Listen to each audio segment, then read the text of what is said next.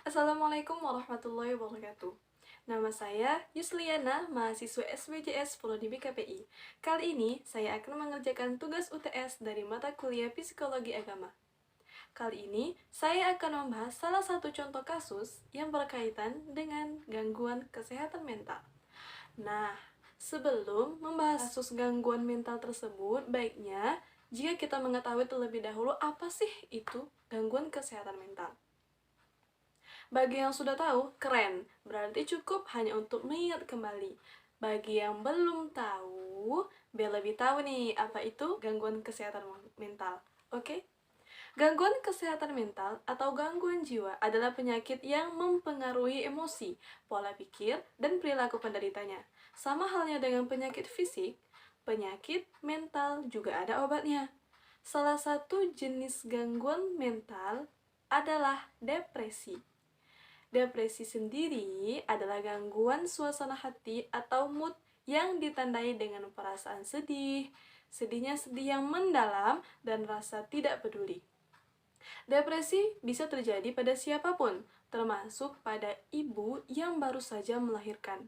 Depresi ini dikenal dengan istilah postpartum depression.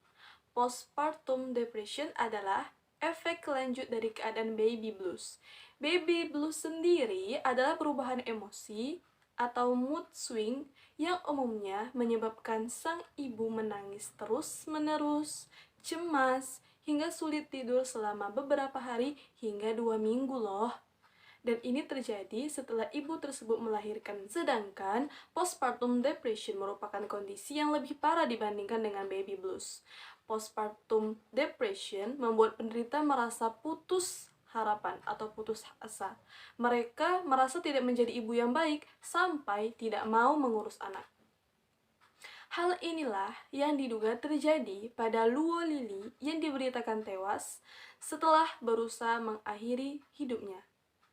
Wanita yang dikenal sebagai pembisnis dan sosialita tersebut dikatakan bunuh diri dengan loncat dari penthouse bersama bayi yang masih berusia 5 bulan. Kisah miris kematian Luo Lili jadi perbincangan publik.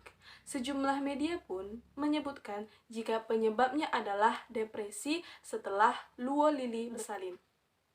Dalam akun Instagramnya, Luo Lili terlihat sebagai wanita yang aktif dan hidup penuh kemewahan.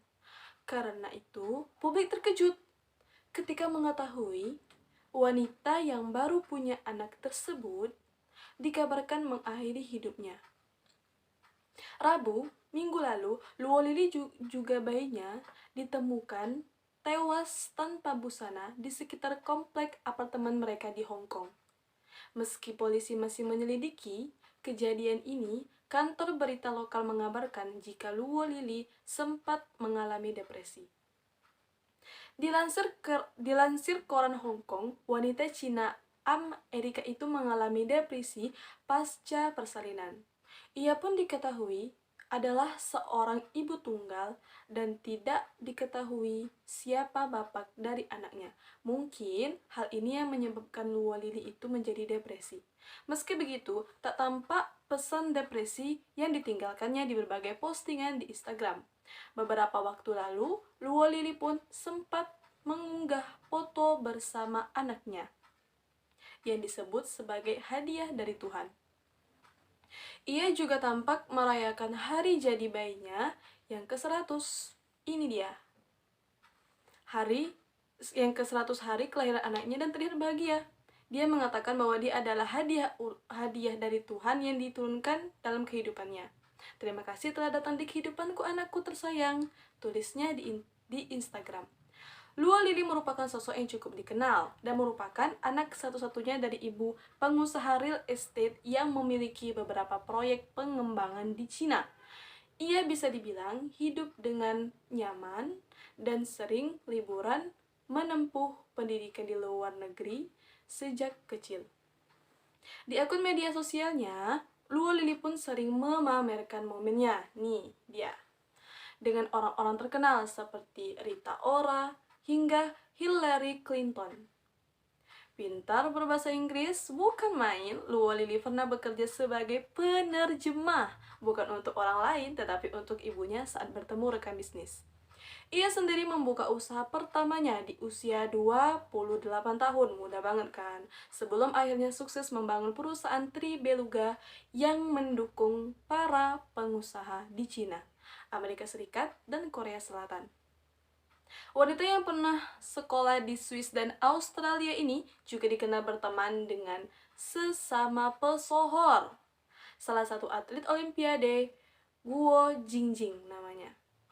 Baik, sekian video yang dapat saya sampaikan tentang kasus kesehatan mental. Contoh kasus gangguan jiwa, saya mengangkat dari kisah Luo Lili.